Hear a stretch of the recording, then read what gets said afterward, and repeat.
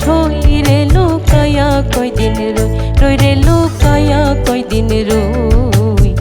দুটা না পিরিতের জ্বালা কেমন করে সই রে লুকায়া কয়দিন রই।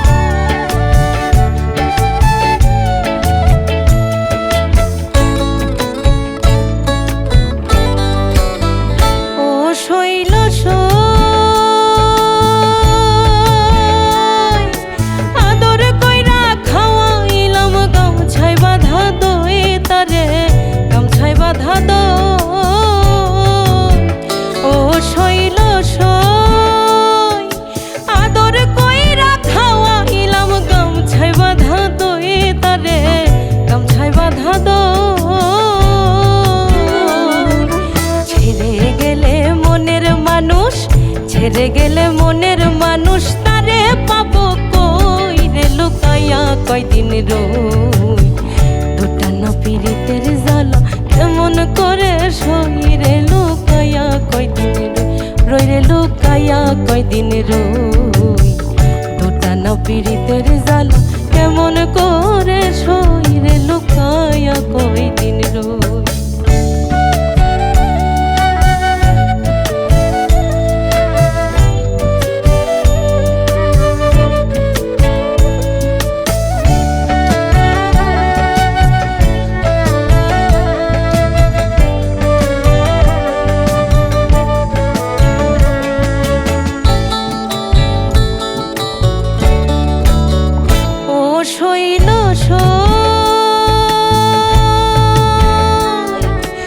আর কতকাল থাকবো বন্ধুর হাতের খেলনা হই রে বন্ধু, হাতের খেলনা হই। ও শৈল আর কতকাল থাকবো বন্ধুর হাতের খেলনা হই রে বন্ধু, হাতের খেলনা হই। মাতাল রাজাকে কই জ্বলছে আগুন, রাজাকে কই জ্বলছে আগুন, ধান দিলে হই খই লুকায়া কয়দিন রই। দুটা না পিরিতের জাল কেমন করে সই রে লুকায়া কয়দিন রই, রই রে লুকায়া কয়দিন রই।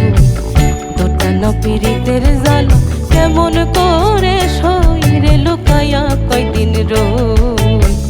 দুটা না পিরিতের জাল কেমন করে সই রে লুকায়া কয়দিন রই। দুটা না পিরিতের জ্বালা কেমন করে সই রে লুকায়া কয়দিন রই।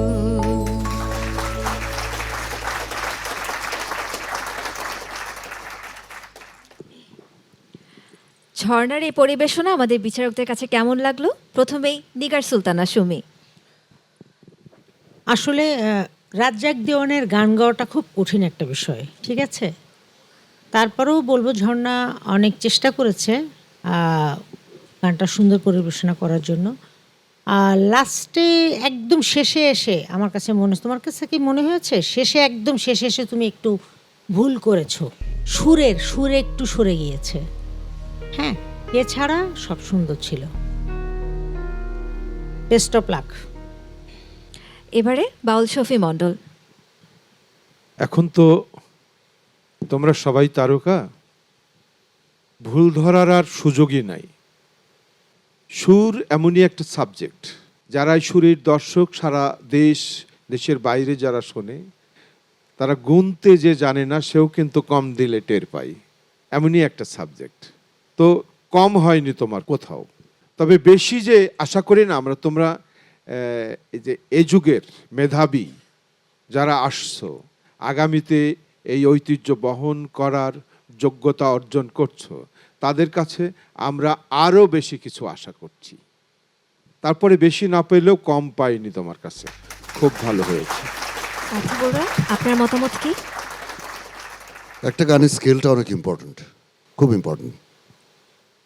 সবারই একটা গলার রেঞ্জ আছে, সবাই তো সব স্কেলে গান গাইতে পারে না। কেউ নিচে একটু স্বাচ্ছন্দ্য বোধ করে, কেউ উপরের দিকে একটু, যেমন আমাদের এখানে আমাদের মধ্যেই আছে যারা উঁচু স্কেলে গান গায়। মধু বেশ উঁচু স্কেলে গান গায়, আমির ফকির উঁচু স্কেলে গান গায়।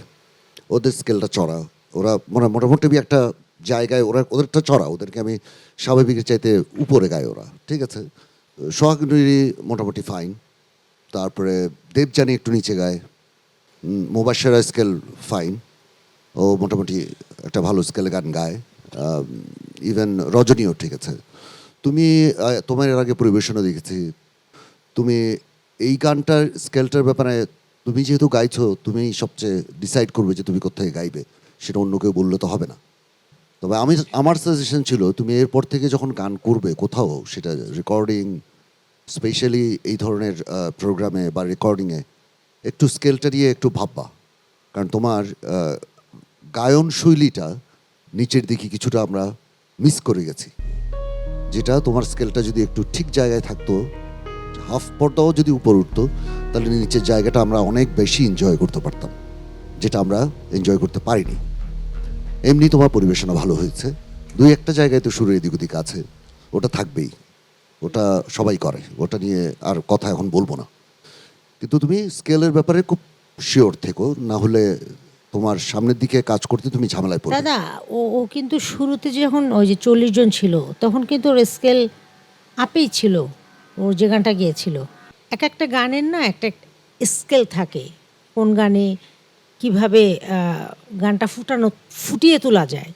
তো আজকের গানের স্কেল নিয়ে আমি দাদাকে জিজ্ঞেস করছিলাম যে দাদা স্কেল কেন এত নিচে নামলো, তো দাদা খুব সুন্দর একটা অ্যান্সার করছিল, হাফ স্কেল ওপরে থাকতে পারতো, তাহলে গানটা আরও সুমধুর লাগতো, হৃদয় ছুঁইতো, সত্য কথা। তারপরও বলবো দাদা যে পরামর্শ দিয়েছে অসাধারণ, যে এর পরবর্তীতে যখনই গান করবে গানের উপরে ভিত্তি করে স্কেলটাকে নির্ধারণ করো, ঠিক আছে? ওকে।